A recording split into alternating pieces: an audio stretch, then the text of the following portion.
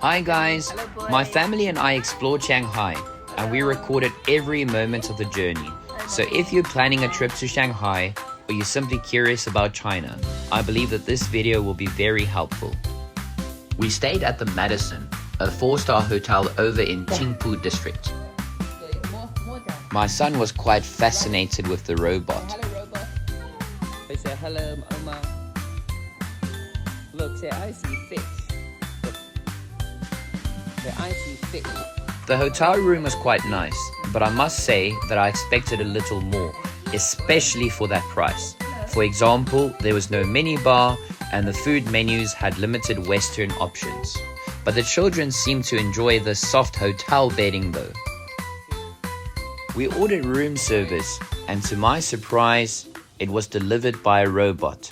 My son was fascinated by this and couldn't get enough of this robot. That same evening, we went to a South African restaurant called La Berg, where we enjoyed the rugby and some authentic South African food and drinks. This place is an absolute gem, and if you're ever in Shanghai, do yourself a favor and check it out. My wife's sister came along too, and I found it funny how they struggle to pronounce the R sound in the word springbokkie, a South African drink.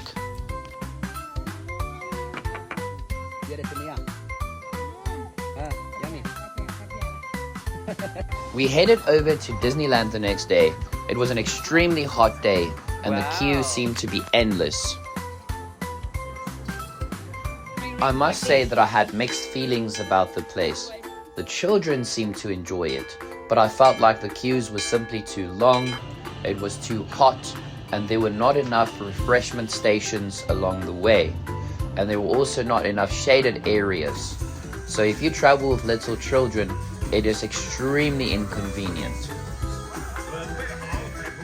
I also feel that for a place with such an international reputation, it is supposed to have more international guests, yet I only saw one other foreigner. Some places in the park were overcrowded, whereas other places seemed to be totally abandoned. And because certain areas were so crowded, it was hard to move around, and as you can imagine, it was extremely hot with few shaded areas. Don't make the same mistake we made. Do not visit in the summer. I recommend visiting in the cooler months. To be fair, there's lots to do and see, but notice how most people carry umbrellas. There's a reason for that. You have to be well prepared when visiting this place. This is not the type of place that you can explore in an hour or two. You will most likely spend all day at this place. This is something we enjoyed. We particularly enjoyed this performance. The children loved it too. And so, our day finally came to an end, and we took the train back to our hotel. The next day, we headed over to the Shanghai Ocean Aquarium. We felt that it would be best for such a hot day.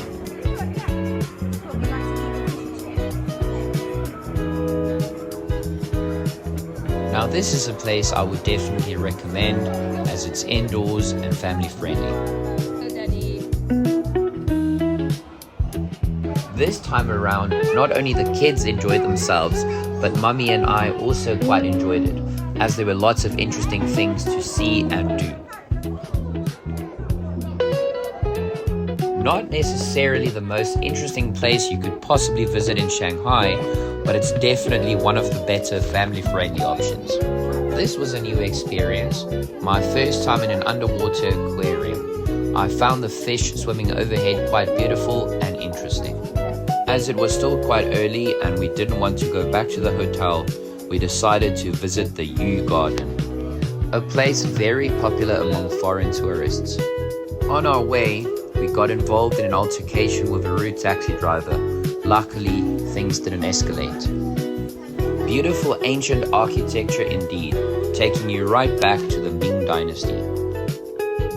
Not a bad experience, but this place was wheelchair inaccessible and we found it difficult to near impossible to navigate with the baby stroller. So if you're traveling with children or perhaps with elderly or disabled people, this might not be your best option. A little ways off, we came across the Yu Garden shopping mall where where we sat down for refreshments and cooled off a little. As previously mentioned, the Ming Dynasty architecture is absolutely stunning, and there's lots to do and see in this area, lots of restaurants and lots of souvenirs being sold. From there, we were headed to the Bund, which is actually walking distance, but because it was such a hot day, we decided to take a tuk-tuk, which was an adventure in itself. As you can see, there's lots of taxis waiting around, so you will be sure to find your preferred mode of transportation. You can also walk if you prefer, or you can take a tuk-tuk like we did. Within a few short minutes, we arrived at the Bund. It seemed to be very quiet, probably due to the heat and time of the day. It tends to get busier in the evenings. Here, we slowed down the pace quite a bit and went for a long and slow walk while taking videos and chatting. We wanted to do something memorable, so we just kept walking, but by luck, we discovered this ferry that crisscrosses the Huangpu River for about an hour. We only paid about 50 yuan per person, but please be advised that prices may vary, and that is simply how much we paid at the time.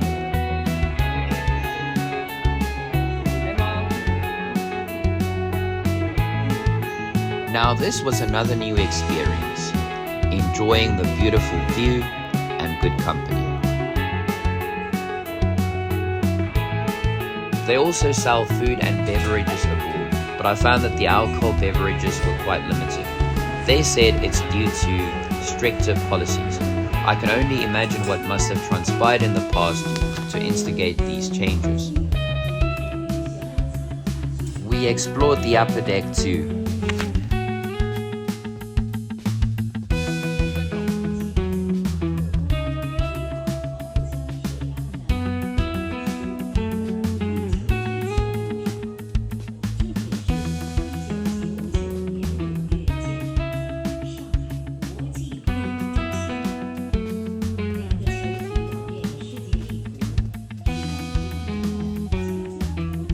I'm adding this one to my recommendation list. It's incredibly cheap and you get to enjoy the beautiful view for about an hour. So next time you're in the area, remember, you don't simply have to walk the Bund, you can also board the ferry, which is totally worth it. At this point, my wife and I wanted to go for a long, relaxing walk and see if we could find a bar along the way. To our surprise, we couldn't find one bar in the Bund area. We were told that recent policy changes resulted in many bars shutting down, and so there were only bars in designated areas, but not necessarily near the Bund itself. So we simply continued walking ahead with hopes of finding a bar. Eventually we came across a few bars, but they all seemed to be shut down. It was our last day in Shanghai, and we decided to dedicate the day to our kids. So we took them to Wanda Plaza, a popular mall with lots of activities, from ball pits to slides, trampolines and rides. This place is an absolute kids' paradise. Hello. Hello, boy.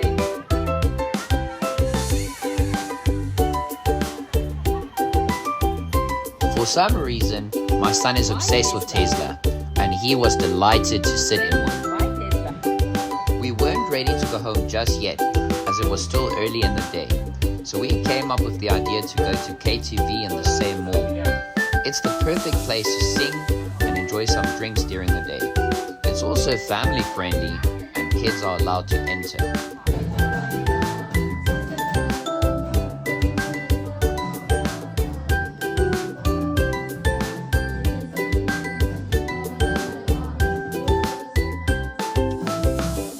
It was time for my wife's sister to go home, and we took the kids to the arcade area before heading back to our hotel room. Our final evening in Shanghai.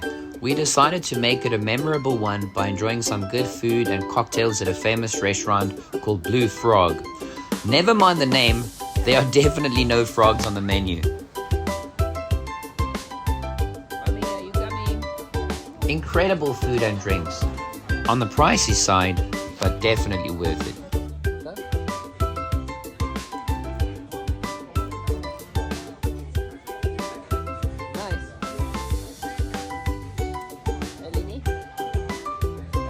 We really wanted to make the most of the evening, and we felt like we had one more stop left in us.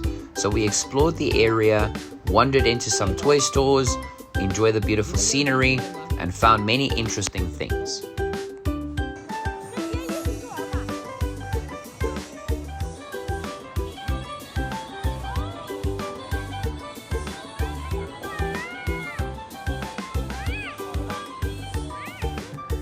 Say hello. Go left a little bit. You like this? Okay, that's great. Alright. Right. You might wonder why we explored only a few places. The thing is, we live in China and we've been to Shanghai multiple times, so we can always return in the future. Yeah. This time, we focus on just a few spots. Wow. There's still so much more to see and do in Shanghai. There we go. Thank you for watching, and if you haven't yet done so, please click subscribe for similar videos. Authenticate in China.